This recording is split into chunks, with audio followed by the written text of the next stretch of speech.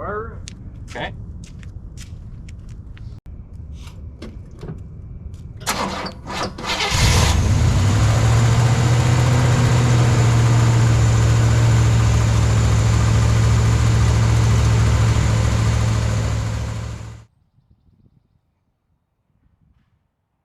Well, hello folks, and welcome to another episode, number 30 of the Hold Fast Garage. Time flies when you're wrenching. The awful noise you may hear in the background, that's the contractors working on my house renovation, and they just told me they're going to need more money, so that's fun.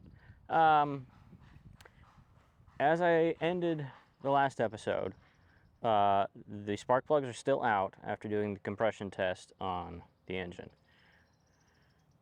And the car cover that I have isn't watertight. Great. And we got some more rain rolling in this weekend, potentially threatening T-ball, which is unfortunate. So, even though I got a kind of a messed up wrist right now from, well, just being old, really, I'm going to go ahead and put these spark plugs back in. I'm going to start on the starboard side, because number 8, way in the back there, is the most difficult to get to.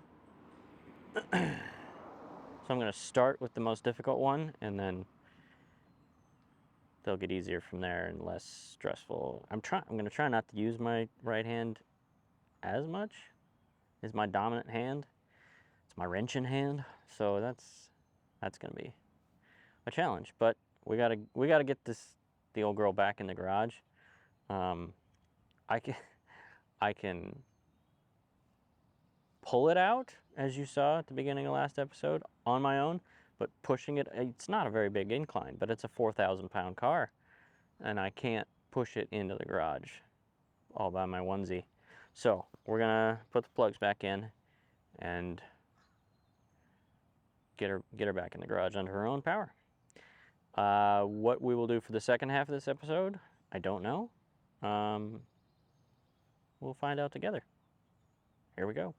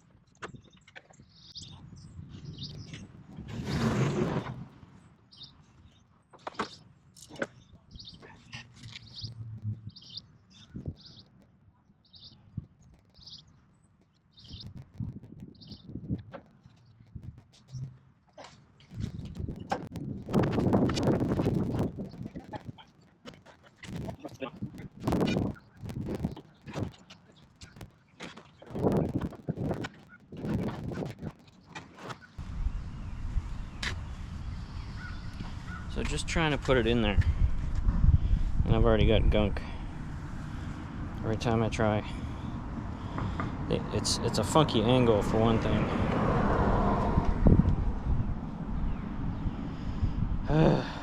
And doesn't help that my wrist is jacked up.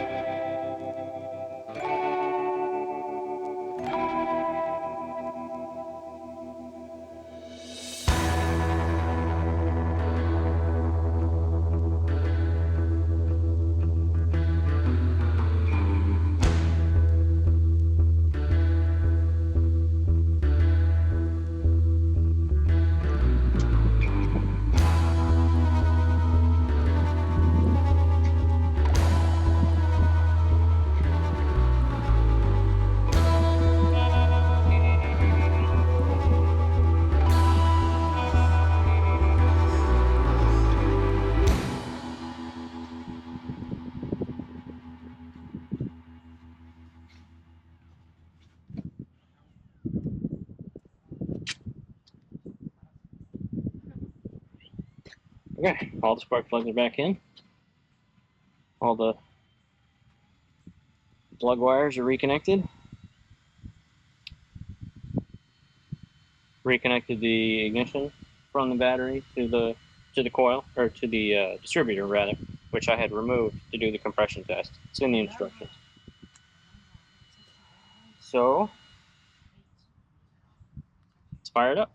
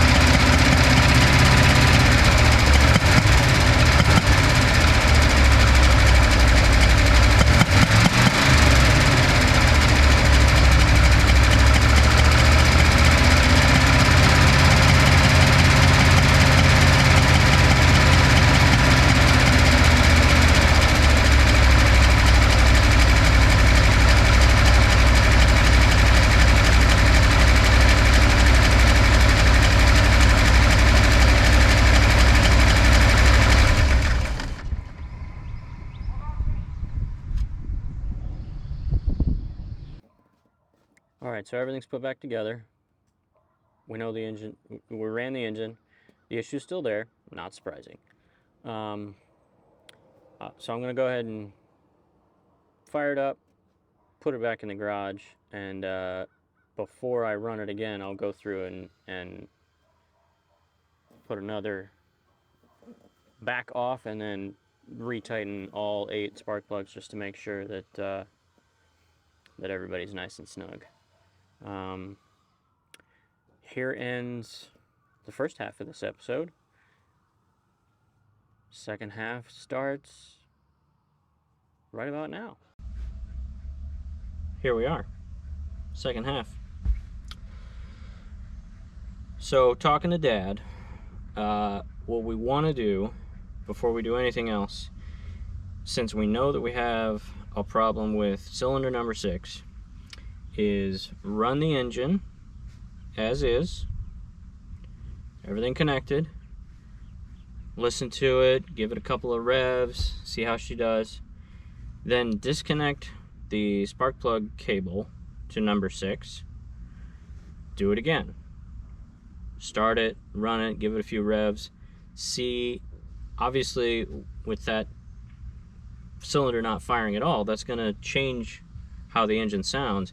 We want to see if that backfiring goes away. And if not, I mean, depending on how it sounds, how it behaves, that'll tell us, give us some good information about how we're going to have to move forward on this. So, I started it up, pulled it out here under the driveway so the engine's warm, so it'll be warm for both starts, so that, you know, we're not doing a cold start, neither recording. So, you know, even playing field and all that. So let's see how she does.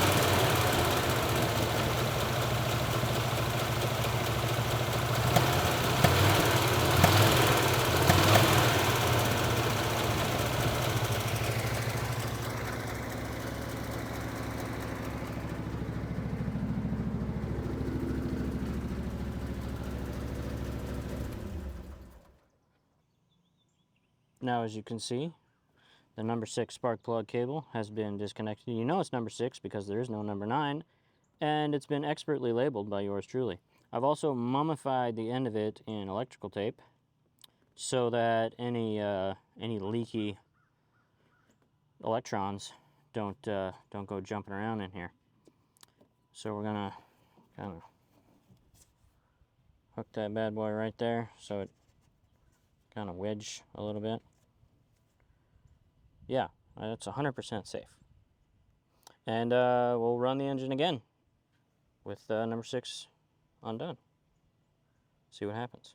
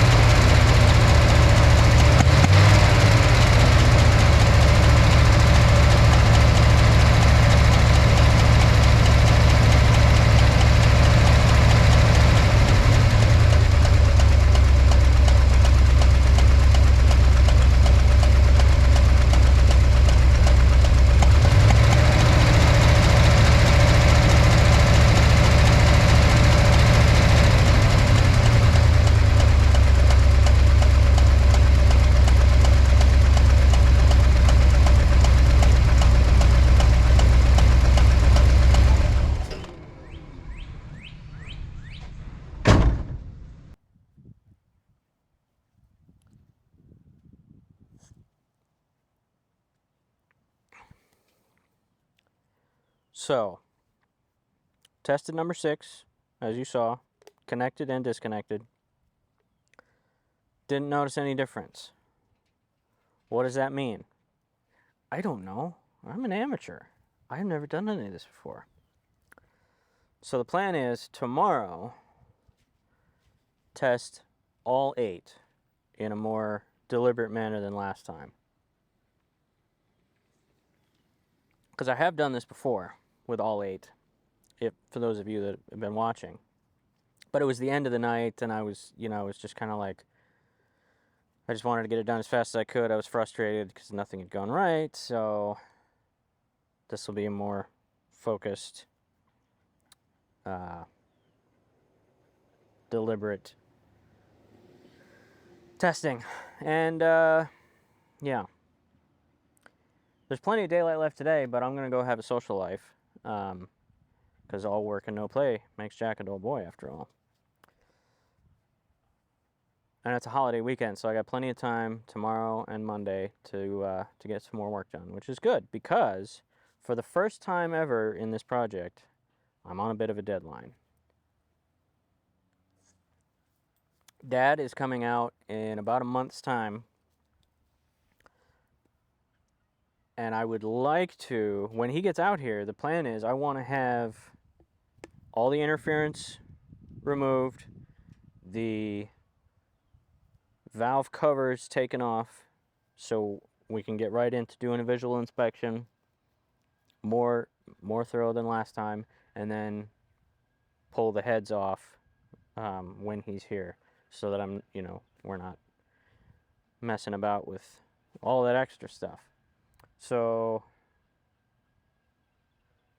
being as I'm a shade tree mechanic, just kind of doing this when I can, I gotta stay on track. Because, as I've said before, it's very easy for a month to go by and not have done anything on the car just because you get busy. But anyway, yeah, we'll get back at this tomorrow and test all the rest of the cylinders. See you tomorrow.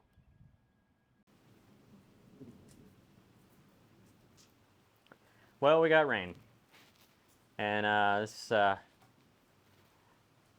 foils my plan to pull the car out into the yard under the shade of the trees out front to do the testing on the cylinders that I wanted to do today by disconnecting all the spark plug cables, but we're going to do it anyway. We'll do it in the garage here. I'll just open the back door, get a little bit of air movement. It's humid, very humid.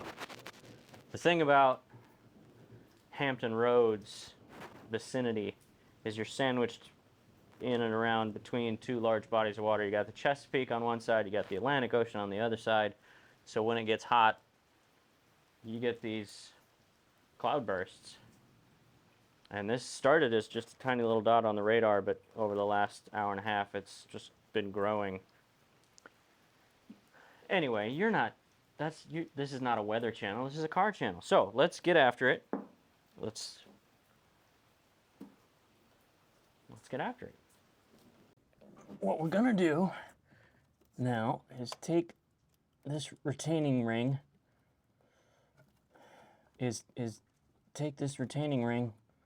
oh, there we go. Thank you. Off. So rather than try and remove each spark plug spark plug wire from the actual spark plugs, we're just going to do it here.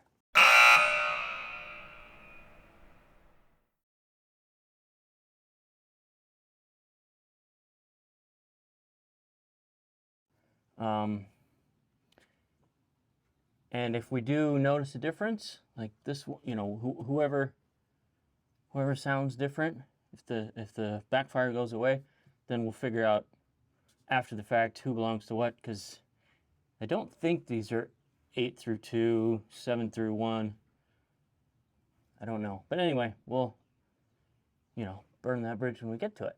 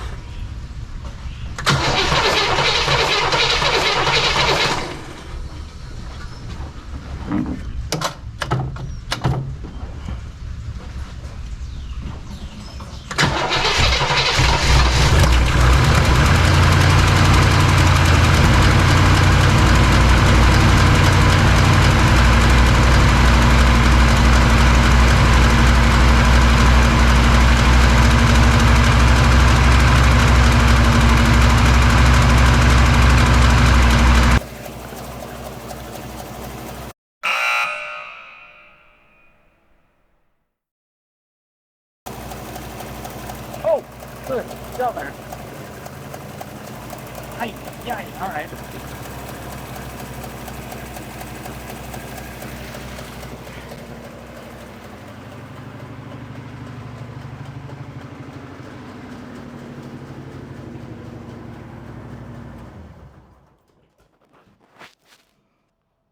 Did you know that an electrical charge can travel anywhere between 50 and 99% the speed of light? So what happened there when I pulled the spark plug wire off of the distributor there was predictable, honestly. I should have known that leaving an exposed post that a charge wants to come out of is gonna have results. Anyway, so what we're gonna do right quick, after a brief conversation with Dad, where he laughed at me, and rightly so, because anyway, we're gonna make sure that all the spark plug cables are actually connected to the proper posts on the distributor, because that's something we haven't checked. It seems unlikely, but I'm not going to get shocked doing that, so we're going to try that.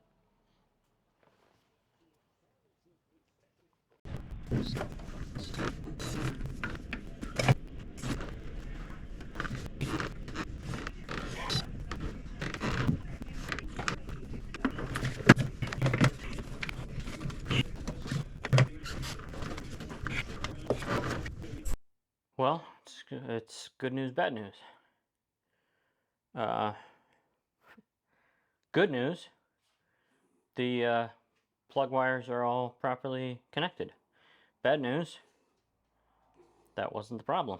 So back we go. I'm gonna try and fashion some kind of boot that I can put onto each cable when I disconnect it from the plug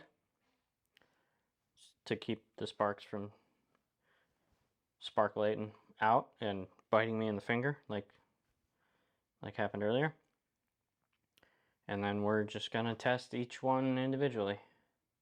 I was hoping, yeah, the distributor thing, that was trying to be a time saving, but I'm not trying to go to the hospital, and I'm not trying to set the beast on fire. So we're gonna do it the long way, which is the safe way, the right way. So number 6 is disconnected. That's where we're starting. No, sorry. Number 8. Number 8. I got this little boot that I made out of a shop rag and some electrical tape. So let's give her a try. We'll boost on the throttle.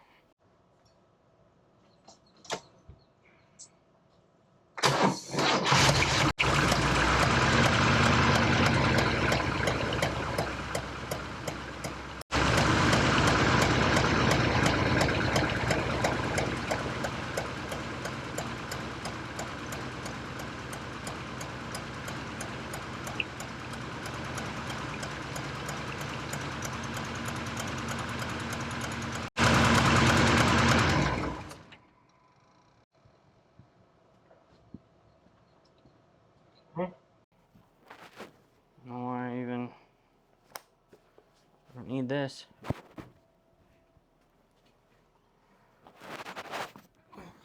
Alright.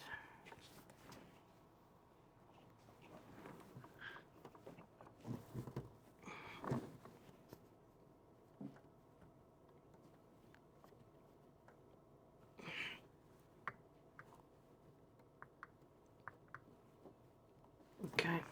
8 is back on. 6 removed.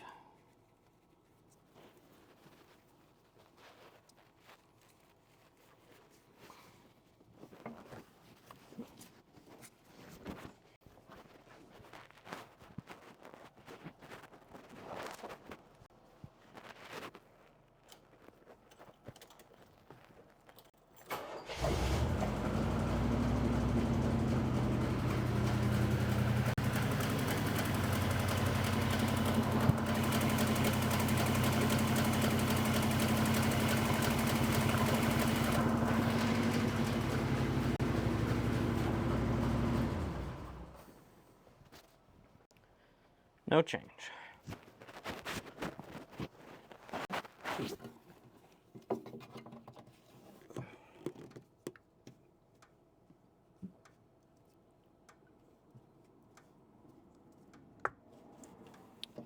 Remove number 4.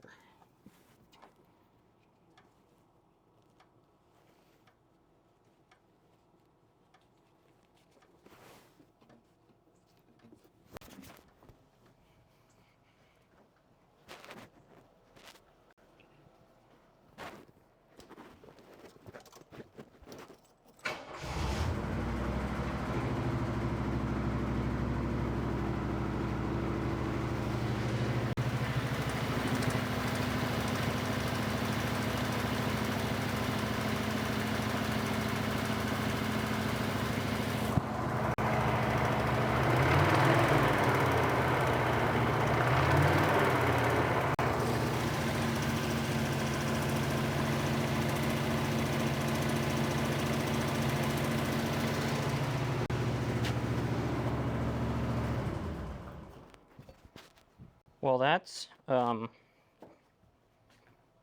unexpected. Reconnect 4. Connect 4. Disconnect dos. It's 2 in Spanish. So number 4, that backfire almost went away. Like, it did, it went away. Here we go with number 2 disconnected.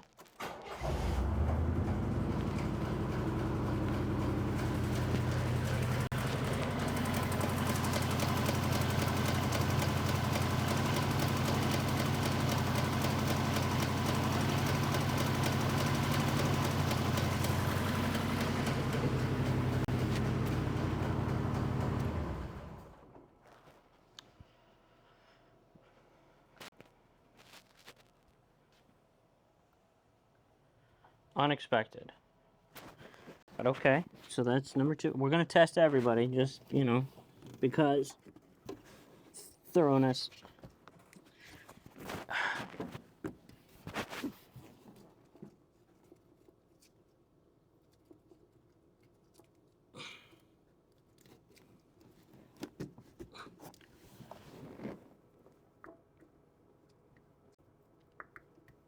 Okay.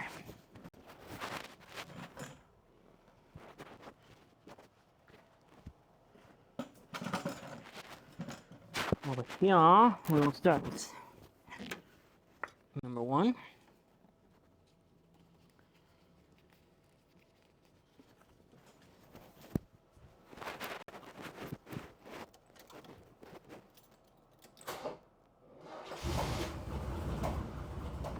Oh. It does not like that.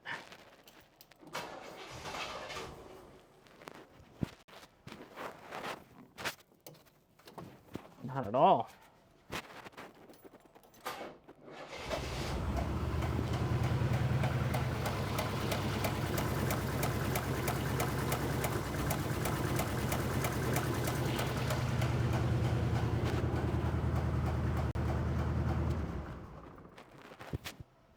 Okay. So that was 1.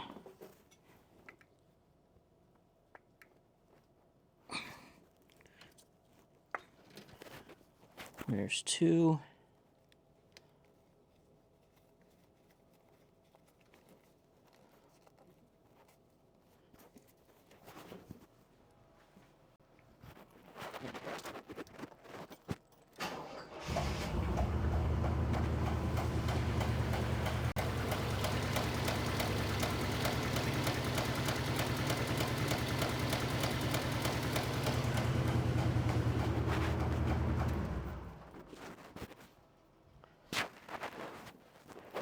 Oh, I'm sorry, that was 3. Not 2, 3.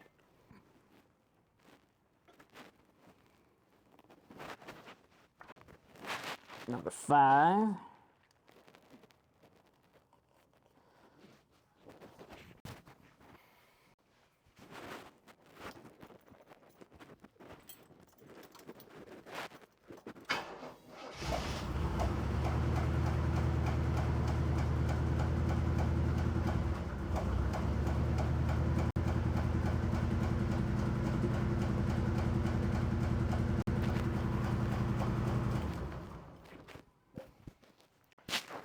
And finally, number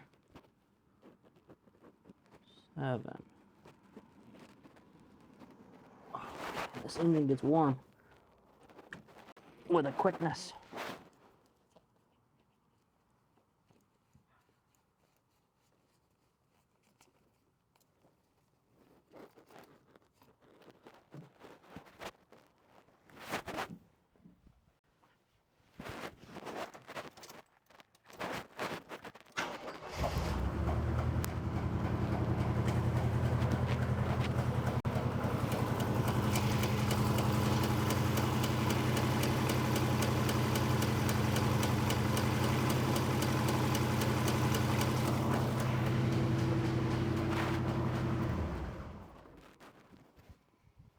Okay, so that's an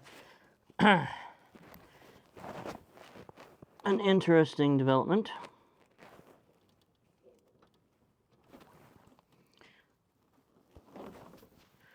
I have questions.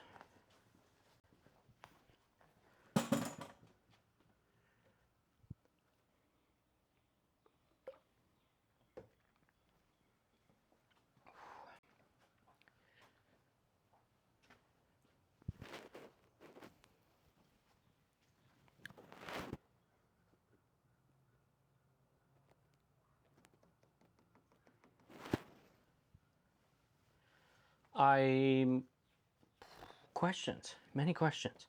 So number 4 is this cylinder that's backfiring. Number 6 is down on compression. How many engine problems do I have?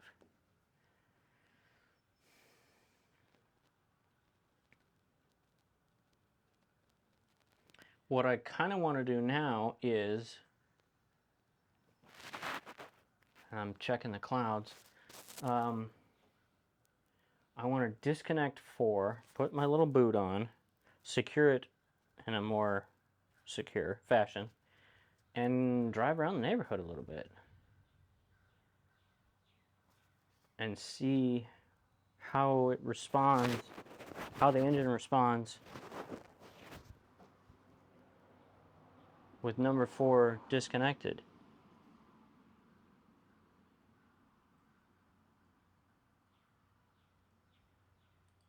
Because an engine running under idle and an engine running under load, and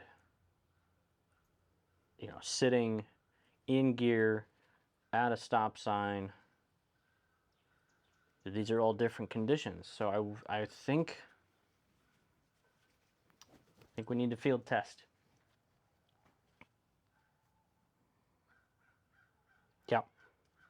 Yeah, let's do that.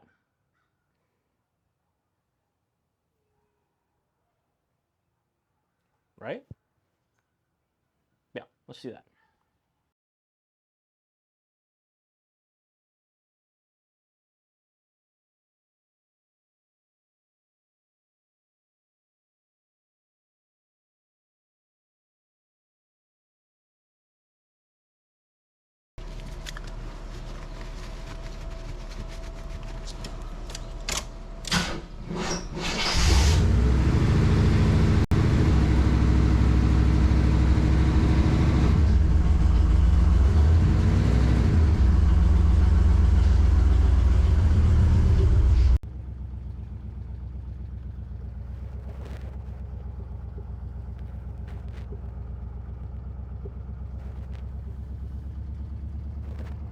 Zero throttle. This is the engine just naturally aspirated, just pulling me along at a solid 10 miles an hour. 10, 12, yeah, 13. With one cylinder disconnected. 17. This is crazy.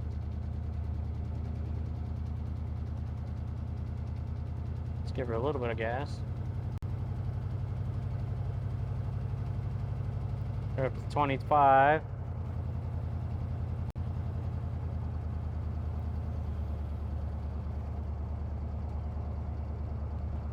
There's 25. 20 miles an hour, not even touching the throttle. Run away, squirrels, run away. So, what does this mean?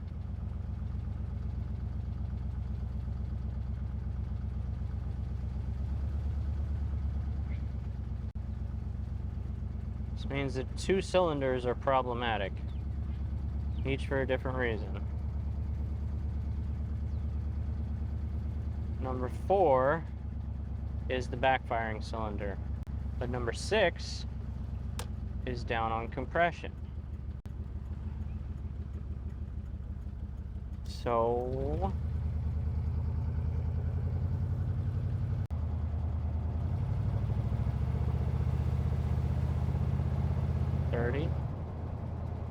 dust in my eyeballs. I deserve that.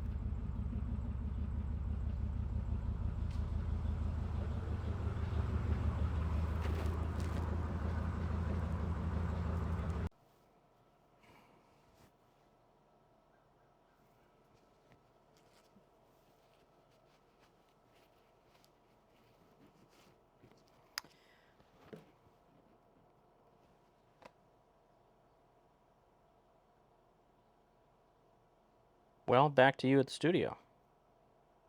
Nah, just kidding. I don't have a studio. I don't have a budget for that. We're going to go ahead and wrap this episode up. So I think my theory is that the backfiring on 4 is caused by a valve not seating, and the lack of compression on 6 is due to a head gasket leaking by. That's my theory. We'll see. We'll find out when Dad comes out here in about a month and we really tear into this thing. So in the meantime, we're gonna move on to some other things. Wait for Dad. If you've made it all the way to the end of the episode, which if you're watching this right now, that means you have, you should have noticed that there were 2 big continuity errors in this episode. In the comments, if you noticed what they were, you can go back and watch if you didn't. But if you noticed what they were, comment, I found both of them. Don't say what they are. Let people that only watch the first 30 seconds of the video just wonder. But comment, I found both of them, and then whatever else you want to say. As always, I appreciate you watching. If you enjoy the channel, tell your friends, tell your enemies, and we'll see you in the next episode.